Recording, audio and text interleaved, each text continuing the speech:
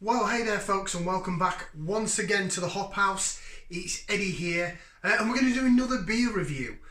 Now, as I say at the beginning of every video, for those that watch regularly, you're probably sick and tired of hearing it, but I'm going to say it again for the newcomers. If you've just found us here on YouTube, please like, share and subscribe to this channel. It's the Hop House. We like hoppy beer, we like good house music. We're on the beer side right now. So what we're going to do now is, if you look back over all the videos that I've done, we're coming up to about 6 months, around about 5-6 months since I started the channel. But I primarily do IPAs. I've done quite a few on New England IPAs, American hopped beers, really hoppy, citrusy, bitey stuff, because personally, in my opinion, that's my favourite style.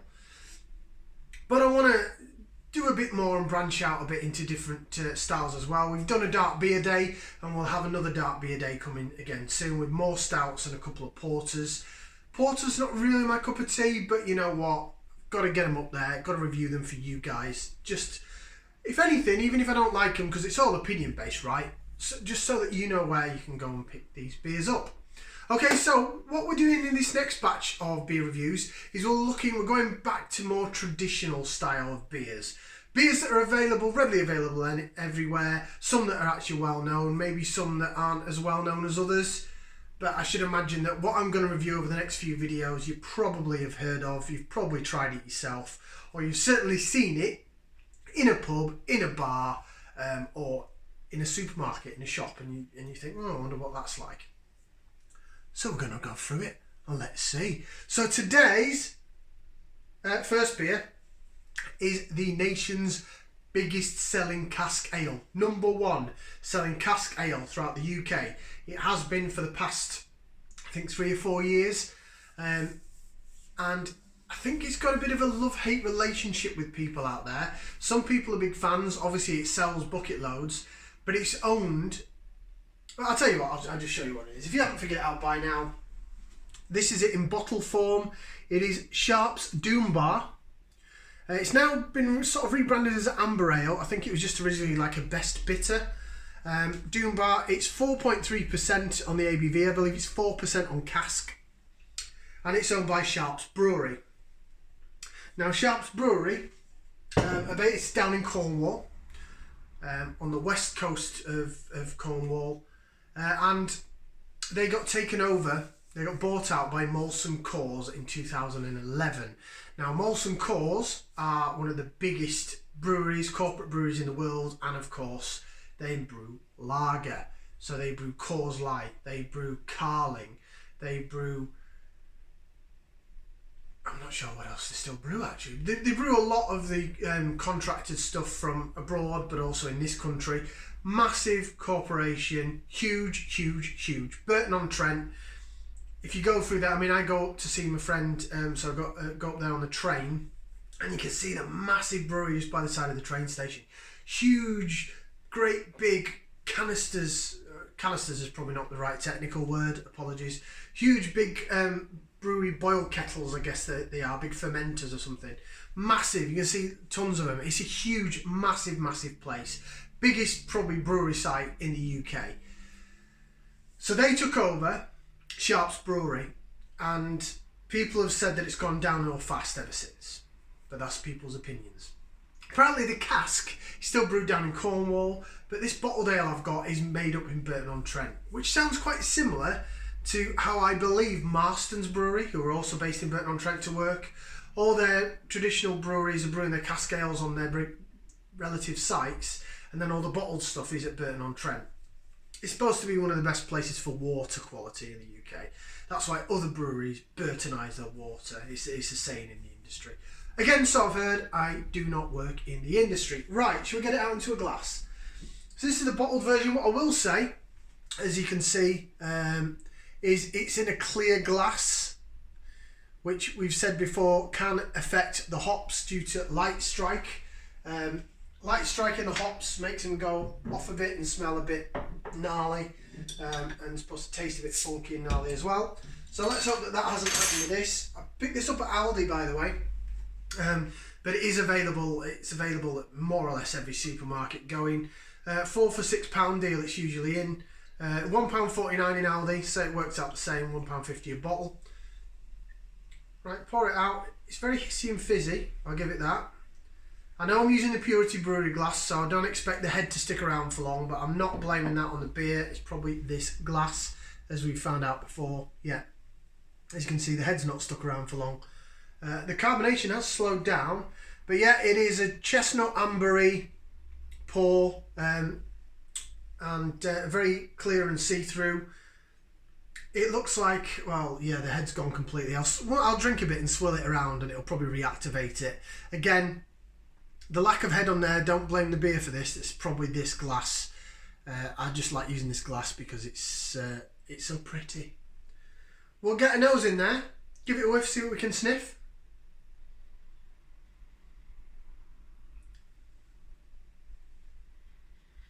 Smells quite best bittery, smells more traditional, the kind of smell that I expect from like a Shepherdine Spitfire, and that kind of beer. Ambery smell, smells very marmaladey, apricot jammy marmalade, the tartness of that. You can smell the malt in terms of breadness on the malt. Smells like marmalade on toast, but, well, actually just marmalade on normal bread. It's not really toast because it's not roasted malt. Bit of probably pepperiness as well. Do you know what? It doesn't smell that bad. I'll give it its dues. It smells like I'd expect a best bittery kind of ambery coloured beer to taste. To smell. Right, we'll go with the taste. So bottoms up and down the old hatch.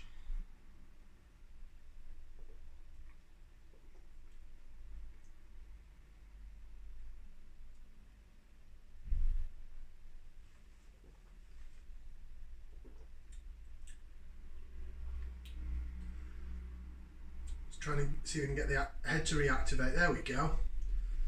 Got it, I've got it swelling.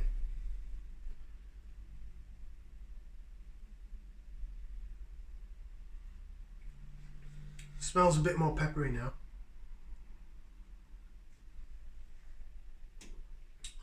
It doesn't taste that bad. It's not the most exciting of beers. It is what it is.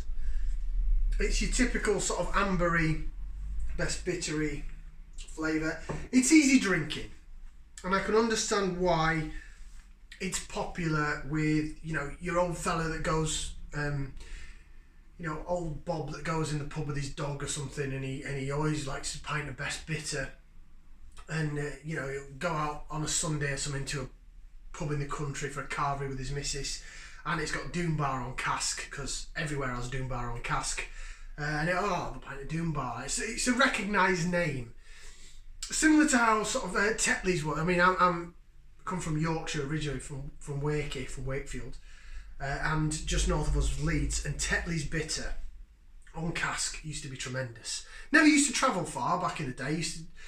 Used to do about 10. I think our local pub down the end of the road.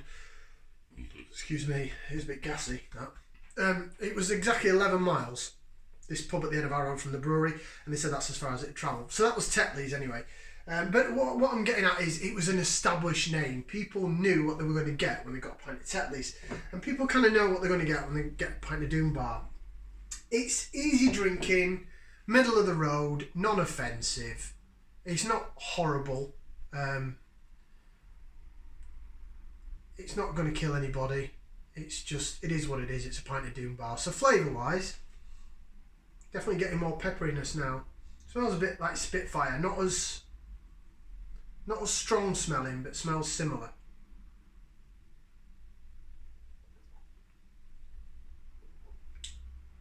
So you get like a salty malty taste, so like breadiness, a little bit of sweetness as well, a little bit of sweetness in the middle.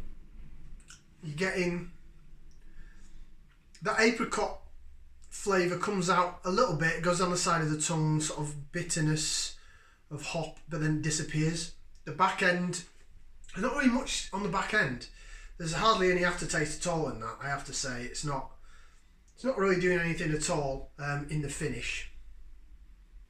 Right, okay, there you go. Now we've got a head. So I do think it's a glass. It holds the lacing all right, you know. It's for a mass-produced, big manufactured beer, it's okay. It's not bad. It's inoffensive. It's your standard sort of okay best bitter, I suppose.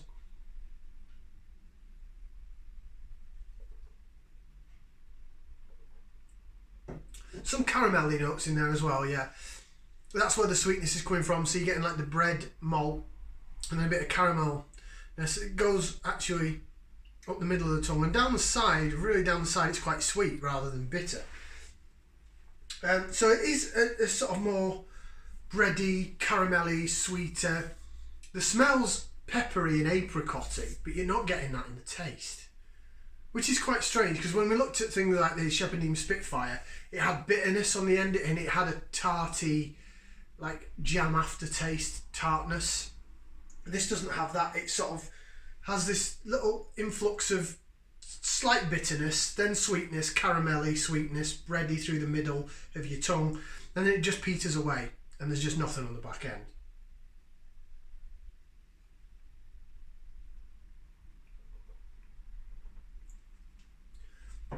It's okay. It's the kind of beer I would drink if I went, say for example, to someone like a Wetherspoons and all their Hampolds are gone and there's Doombar left. Oh, what do I know? I'd probably have the Shipyard on keg. But anyway, if they were very limited on choices in a Wetherspoons, I'd buy it because I think it's about £2 odd a pint. It's not that much.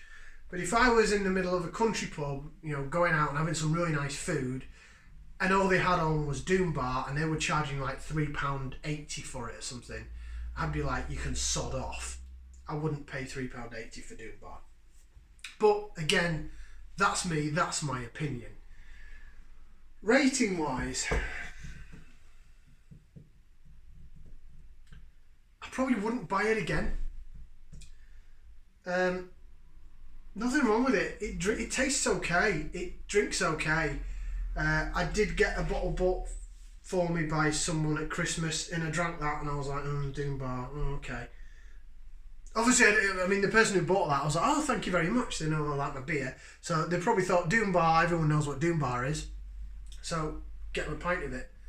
And it's okay, it's not too bad. Right, let's have a look and see what it says on the bottle, sorry. I'll read what it says on the bottle and then I'll do my rating and wrap it up. Balanced and Moorish, 4.3%, Sharps Brewery. On the top here it says Sharps Brewery. We started brewing in Rock in 1994 with an ambition to brew exceptional beer for the enjoyment of all, and we remain committed to this philosophy today. Sharps Brewery, our award-winning portfolio is united by delicious Moorish character and brewed with passion, precision and expertise to ensure every drop is as good as the last. Making waves since 1994. I like how it's got that around the bottle and Sharps on the bottom as well. That's kind of cool. Right, so Doombar Amber Ale. So it says, in the mouth of the Camel Estuary in Rock Cornwall lies the treacherous Doombar South Bank, the inspiration for this balanced and Moorish amber ale. The sandbank is revered as a formidable nautical challenge that should be approached with respect and navigated with skill. Doombar is a perfectly balanced beer, combining subtle yet complex flavours. Doombar is both satisfying and deliciously Moorish. Okay, so we have on here, but actually it's got more information on it than I was expecting to say it's sort of a big mass-produced beer. So, it doesn't tell us the hops involved, but it's going to be British hops. It's going to be your Fuggles or your Styrian Goldings or your Challenger, First Gold, something like that. Target. Admiral. Something along them. I'd say a Fuggles and a First Gold or something. Right, what it does give us on here, it gives us the aroma, the taste and the finish. So, aroma, spicy resinous, hop, sweet roasted malts. Taste, balanced, succulent dried fruit and lightly roasted malt, and a finish, Moorish and subtle bitterness. Taste best chilled. Food pairing, great with battered seafood like calamari. Grilled whitefish or pork, also great with Sunday roasts. I wouldn't agree with that. I wouldn't agree with the finish. I don't think there's anything on the finish. It just peters out into nothing, and my mouth's kind of a bit dry afterwards. I don't think I was getting dried fruits. No, I was getting caramelly sweetness, and still smells very peppery though. Very peppery and marmalade-y, but it just doesn't come across in the taste.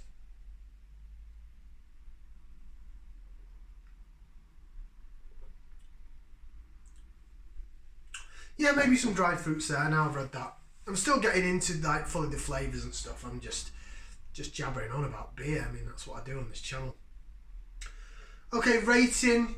Like I said, I don't necessarily think I'd buy it again unless there wasn't much options.